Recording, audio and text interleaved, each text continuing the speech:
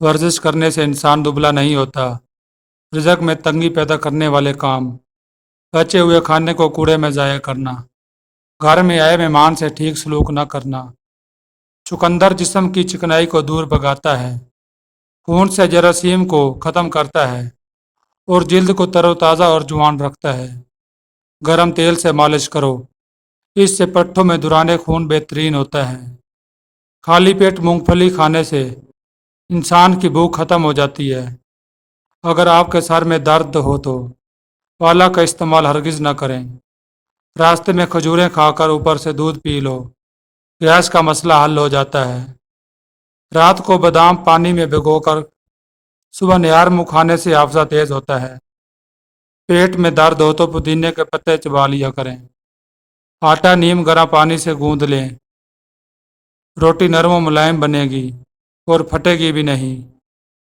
دودھ میں خشخاش شامل کر کے پی لینے سے جسم کا درد دور ہو جاتا ہے۔ ادرک کا آدھا چمچ اور دیسی گھی مکس کر کے روزانہ 1 چمچ صبح شام پینے سے کمر کا درد ٹھیک ہو جاتا ہے۔ بال گرنے کا مسئلہ ہو تو نیم کے پتوں کے پانی کے ساتھ سر دھو لیں، بال گرنا بند ہو جائیں گے۔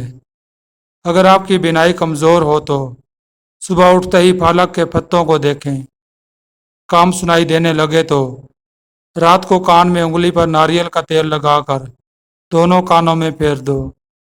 نمک زیادہ کھانے سے دل کمزور ہو جاتا ہے۔ گنے کا رس پینے سے ہچکی ختم ہو جاتی ہے۔ بچوں کا سوکھا پن اور جسمانی کمزوری دور کرنے کے لیے بچوں کو دودھ اور سنترے کا رس دیں، اس سے ان کے جسم کی کمزوری ختم ہو جائے گی۔ میٹھا زیادہ کھانے سے پیٹ کی چربی جلدی بڑھتی ہے۔ کچا دودھ پینے سے رنگ کبھی کالا نہیں ہوگا۔ سیب کے رس میں شہد ملا کر پینے سے ہر قسم کی کھانسی فوراً بند ہو جاتی ہے۔ چائے زیادہ پینے سے آپ کی جلد خراب ہو جاتی ہے اور نظر بھی کمزور ہو جاتی ہے۔